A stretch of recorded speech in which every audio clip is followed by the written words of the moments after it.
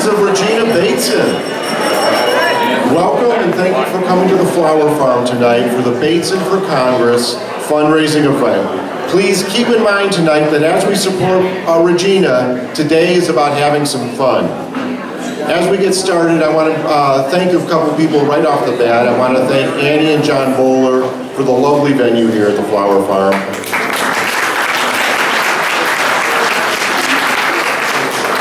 And a special thank you for all the sponsors tonight. You'll find them listed in the program. We'll do more acknowledgments later.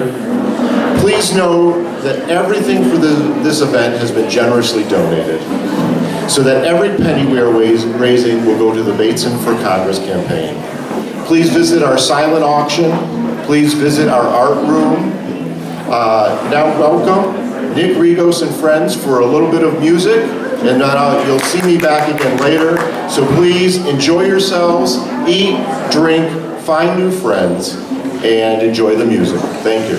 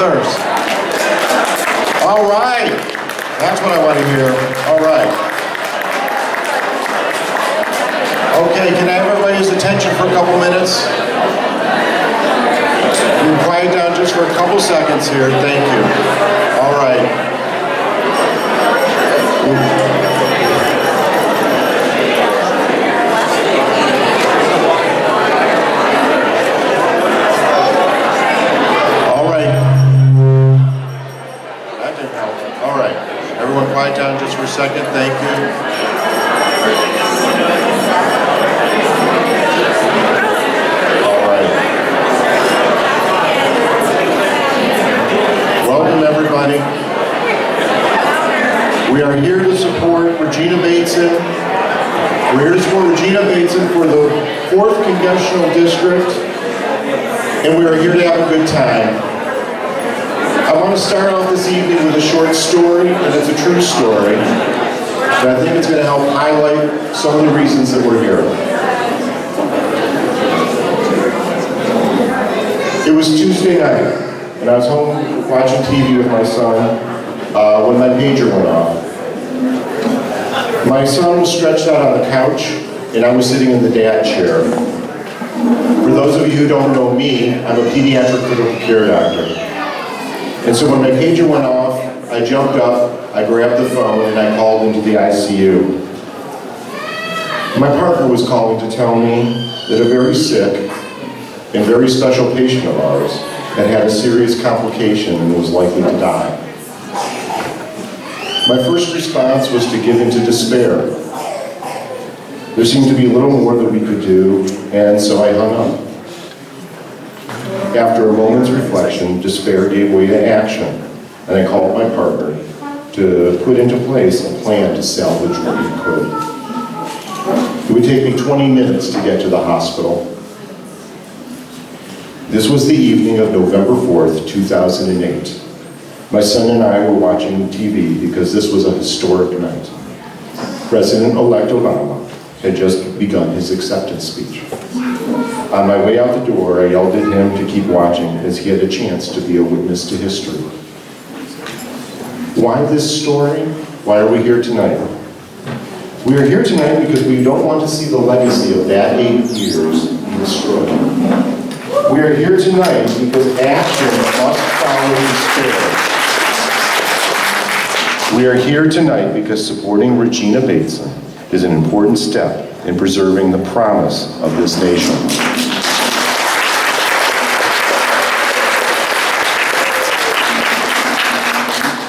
To finish my story, after many months of hard work, the patient survived. She left the ICU, she left the hospital, and has since grown up to be a fine young woman who I'm proud to call a good friend. So ladies and gentlemen, as we sit here tonight, we should be asking ourselves the following questions. Why this candidate? Regina Bateson is a proud native of California's 4th District. She has a BA from Stanford, a PhD from Yale. After 9/11, she served our country as a Foreign Service Officer for the State Department. She's an experienced public servant, an award-winning professor, a devoted wife, and the mother of 3 young children. Why now?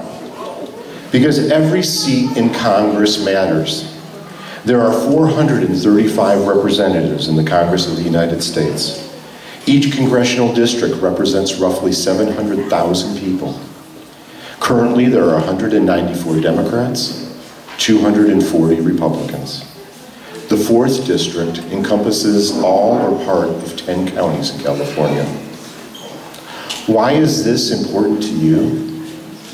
Because Regina will fight for health care, she'll fight for the environment, she'll fight for the economy, and she stands for truth.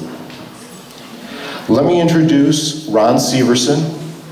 Ron is an old friend of Regina's and her former high school principal. So if anybody can tell you something about somebody, it's got to be your high school principal. So let me welcome Ron Severson.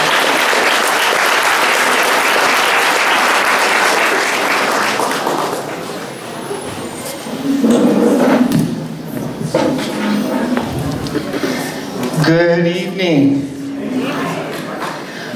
I'm the superintendent of the Roseville Joint Union High School District currently, but we moved here 23 years ago.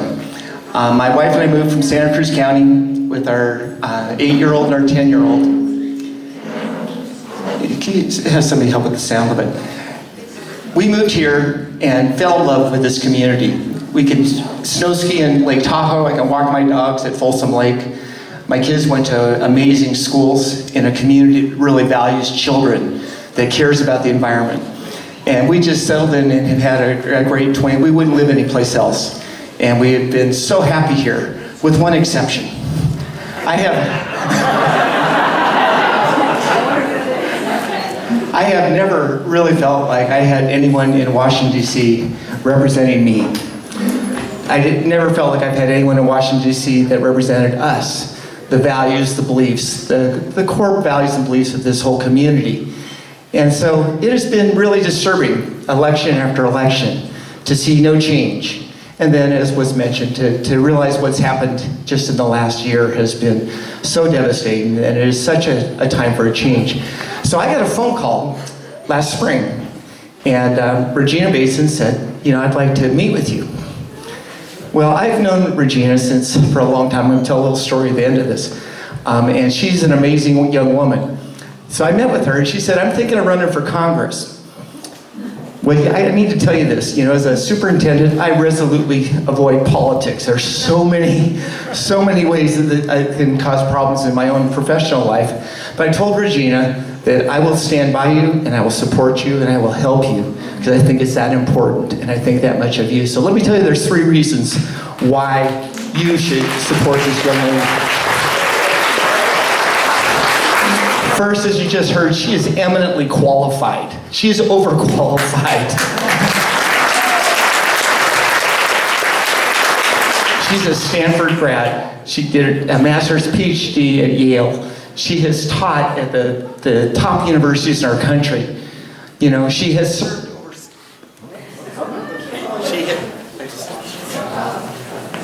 Check. You're switching it? Sorry. Believe it or not, I actually do a lot of public speaking. This is really embarrassing. She served overseas for the State Department, and she has looked poverty in the face. You know, she doesn't talk hypothetically about third world countries. She has worked in them, and she has done incredibly courageous things as she has served our country in those roles. So she is way qualified to serve and represent us. She actually understands that climate change is a scientific issue, and that would be great, just to have someone.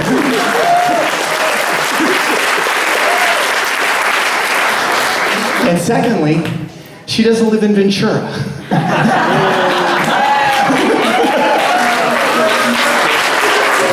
More than that, she is homegrown. You know, she played at Maidu Park. She went to the elementary schools in this community. She graduated. She was a valedictorian at Granite Bay High School when I was the principal there. She was also our newspaper editor. And I don't have a lot of gray hairs, but almost all the ones I have are because of her. Because she would not accept anything other than the honest truth. That she asked hard questions, and she demanded to know what was really going on and what's the background of this issue. So she went off to college. I just followed her career, and it's been amazing. But she has grown up in this community. She camped at Lake Tahoe.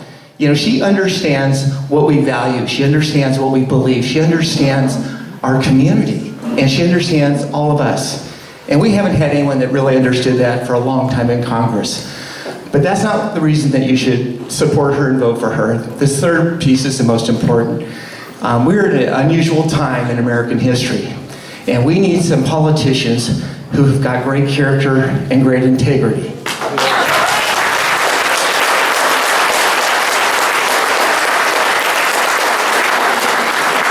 So when Regina had applied to work for the State Department, I'm going to tell you a story that illustrates this just briefly. When she applied to work for the State Department, they do a pretty comprehensive background check. And so an FBI agent came to my office, had me fill out a 5-page survey on everything I knew about her. And then he came to interview me. And he's asking, well, does she drink in high school? And I said, I don't know. Does she have a boyfriend? I said, I don't know, I don't even remember. But he asked all kinds of questions about her character. And he goes, so what is she really like? How is she under pressure? And I just cracked up. I said, I gotta tell you the story, and I gotta tell you this story. I first met Regina when I was coaching my daughter's Bobby Sox softball team. I'm just coaching a softball team, and Laura Bates and her sister was our third baseman. So we're just waiting for the game in front of us. You know, the girls are waiting around. The game is in the 7th inning in front of us. And Laura comes up to me and she says, Coach, that's my sister. She's the umpire. And so I look, and there's this scrawny, skinny little 14-year-old. And the chest protector is bigger than she is, you know, and she's calling plays. She's calling the game. And so I watched with renewed interest, and she's calling a good game, you know. She's calling the balls and the strikes, and everyone knows what's going on. And then in the bottom of the 7th, there's a play at the plate. And it's a close play, but she calls the runner out. And right away, the manager of the other team came racing over to see us. She raced just to confront her. And his neck veins are bulging and his fists are, you've seen those guys, you know. And she was safe, I can't believe you called her out. And Regina looks and says, no, sir, she was definitely out. And he gets confronted. I mean, he is yelling at her, he's screaming at her. He's a big, imposing guy, and I'm just going, what's going to happen here? And so she calmly looked up and said, if you don't settle down, I'm going to throw you out.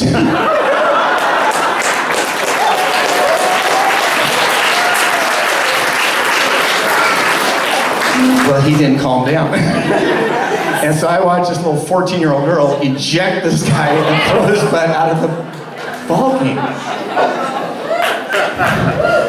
Here's why that's so important, because what occurred to me at that moment was, hey, that little girl's got some moxie. She's not afraid of anything. She's not intimidated by anything. And can we use someone in Congress who is not going to be bullied? Someone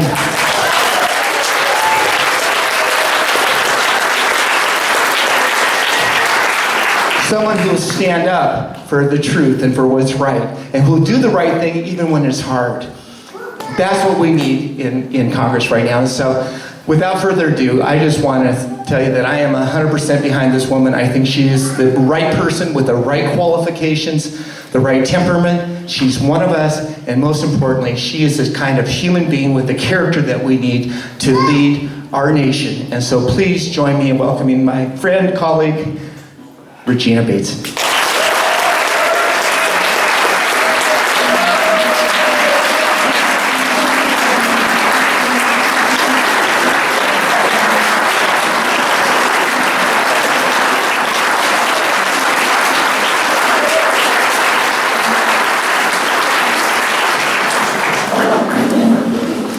Okay, thank you, Ron. Thank you all so much for coming out tonight.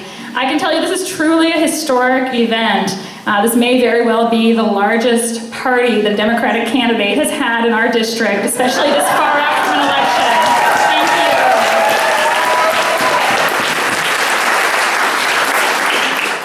you. Now, I want to start by doing two things. First, of course, we've got some thank yous that are in order. A lot of people have looked around and been really impressed by what's happening here tonight. And they've said to me, Regina, how did you put this all together? Here's the truth. Of course I wasn't the person who literally put this all together. We have a fantastic team who's been on the committee for this event. So I want to take a moment first to recognize them. So when I call your name, will you stand up and wave to everybody? We've got Susan Gutowski.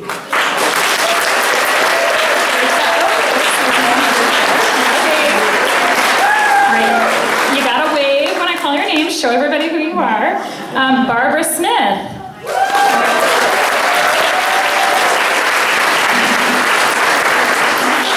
Gina Garbolino, the former mayor of Roseville.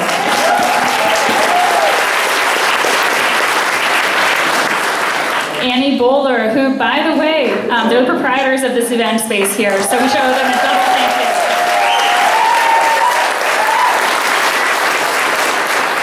you. Okay, Nancy Holtz. Fantastic artist. Diana Pretzlaff.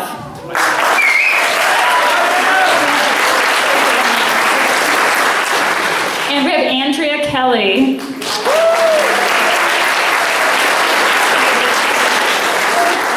All right, so thank you all so much. Now, the second thing I want to do is I want to ask you a question. Who's ready to beat Tom McClintock next year?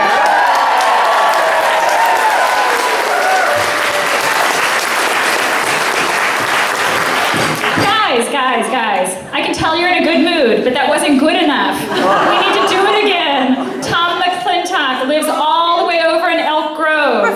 He has never bothered to move to our district, even though he promised to do it back in 2008. I want you to be loud enough that he can hear us coming for his seat. So, who's ready to beat Tom McClintock next year?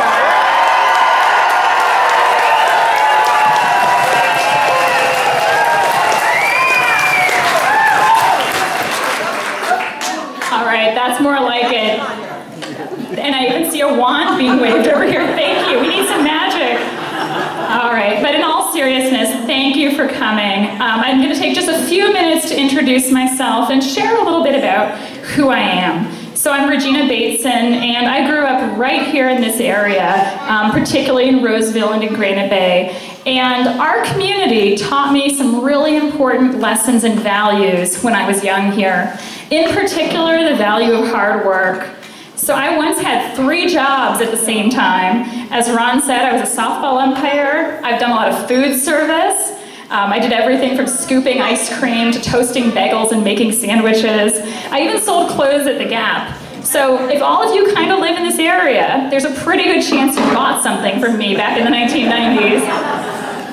But our community also showed me the power of education. And it was because of our fantastic public schools here and our teachers that I was able to go on, to go to college at Stanford, to join the Foreign Service, to get a scholarship, to get a master's degree and a PhD from Yale. And I'm so grateful to our community here. Now I want to tell you a story from the very first week I was at Stanford. As Ron mentioned, I'd been in the school newspaper here in high school, so I thought about joining the newspaper there also.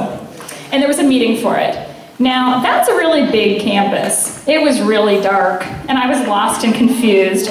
But I saw a group of people walking over toward a meeting space, and I thought, okay, I'll just follow them. They must be going the right place.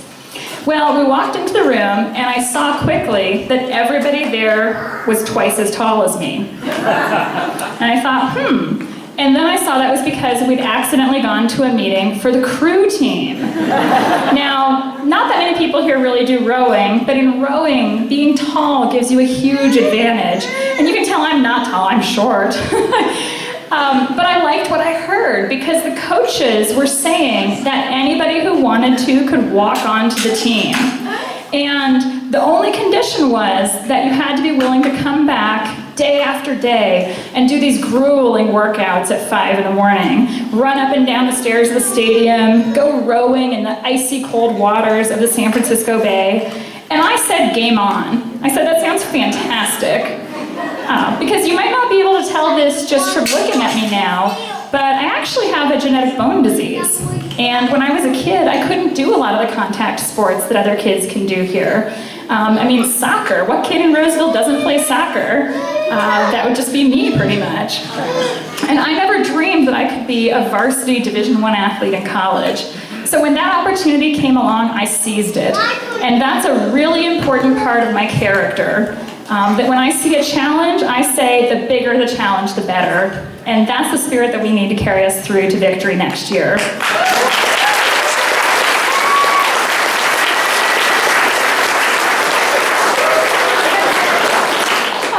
So most of you guys can't see this, but one of our two twins who's at the table here, Morris, just started clapping along with you. So I gotta say that means so much to me. But in all seriousness, when I think about character, I also think a lot about my grandfather.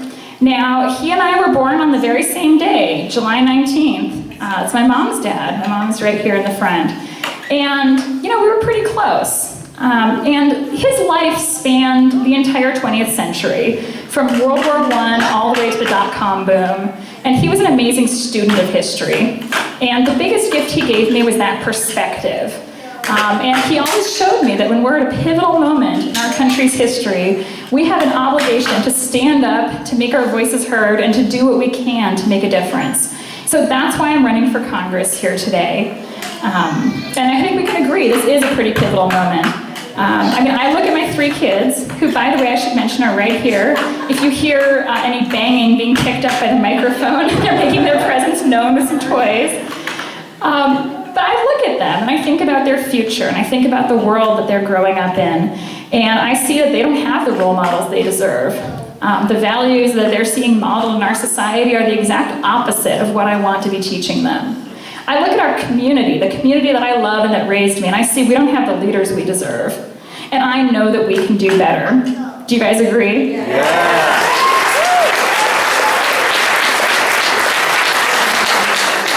Because there's so much that's at stake right now. It doesn't matter if you're a Republican or a Democrat. We need to be funding our public schools.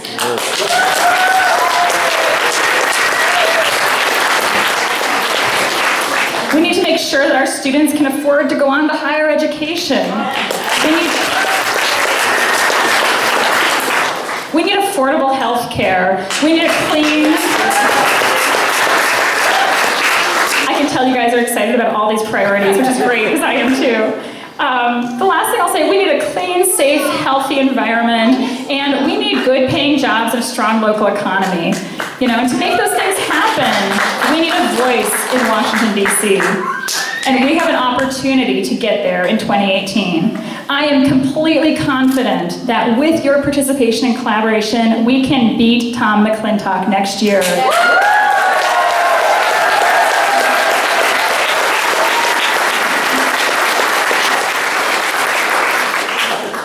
When I got started doing this, crazy. People said it couldn't be done. And I think we've already started proving them wrong. We've got about 400 volunteers working with the campaign. We've got approaching 250 people out here tonight. And I know that we are going strong and just getting started.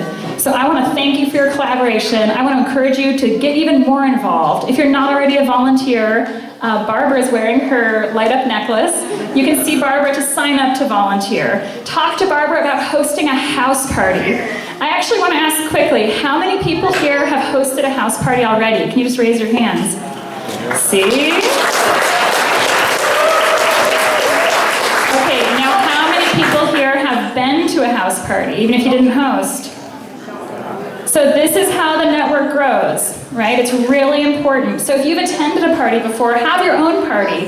Think of 20, 30, 40 people who maybe aren't aware of the campaign yet. Get them involved. Help us keep reaching more and more people so that we can win and be successful next year. Because this district is being targeted now by the Democratic Party nationally. Yeah.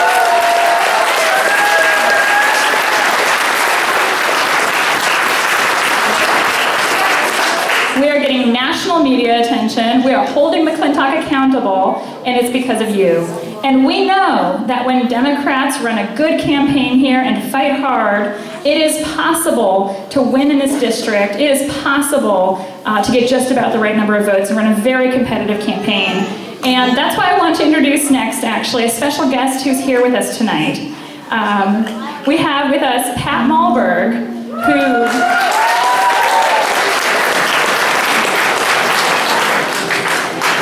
Now, a lot of people remember Charlie Brown's campaigns in our district in 2006 and in 2008. And we owe him a great round of applause for showing how well a Democrat can do in this district.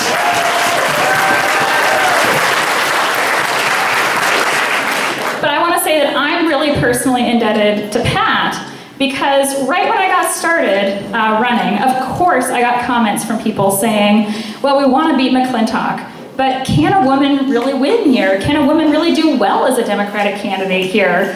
And so I love history, and I went and looked up the records. I read coverage of other races here. And immediately, I started invoking Pat's name all the time, even though we hadn't even met at the time yet, because Pat did incredibly well here when she ran against John Doolittle in 1990 and 1992.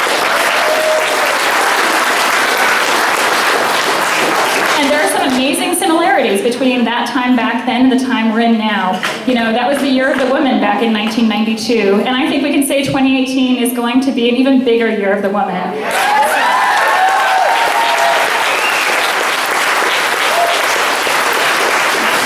with that, I'll hand it over to Pat for a few remarks and hopefully some inspiration to show us that yes, we're on the right path to victory and we can get this done next year. Thank you again for coming.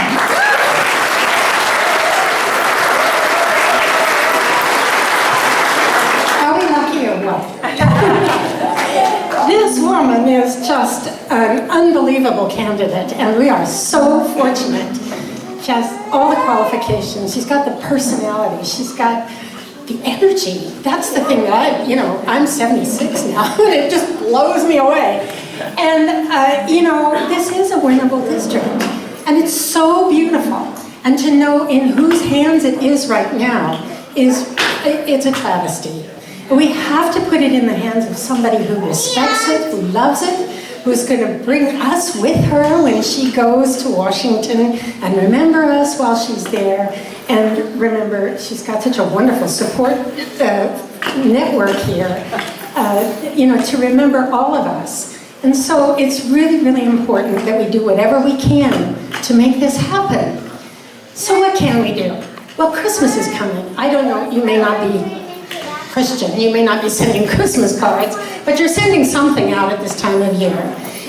And you can put a little note in there saying, I have met the most wonderful candidate. Please get on her website, support her if you possibly can. I'm working all my time and energy giving her money, and I'd love for you to join with that. Write a letter to the editor. Talk to your friends. Talk to anybody that you can get their ear of. They don't have to be in the district. That's the wonderful part. They can support her because she's going to be working for all of us. This is a nationwide effort, really, to put good people into office, people who will change that horrible attitude and all of the negatives that we keep talking about and complaining about. Well, here's our chance. So let's do it. You know, Regina is just such a special person. I only met her like 6 weeks ago, and I haven't done anything politically. All of you who are in the Central Committee and the Democratic Party all know that I have just gone away from the face of the earth when it comes to politics. But this one woke me and my husband up. We're in it, and we hope for it.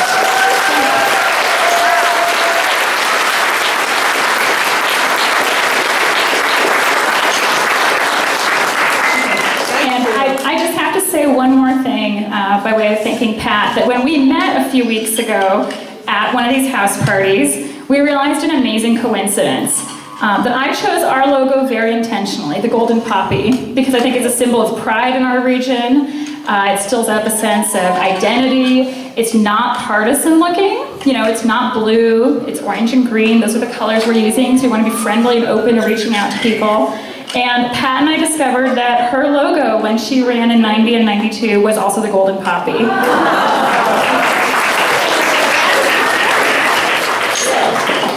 She's actually got one of her old shirts over here that she's going to show us a bit so you can admire, and we'll take some pictures with it after this.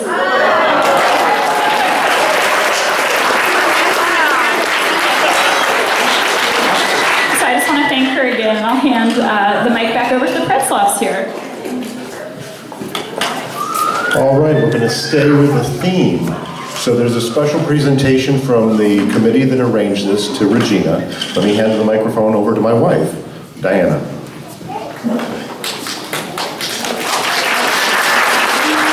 Regina, the logo that you chose, the California poppy, and your candidacy represents hope for all of us.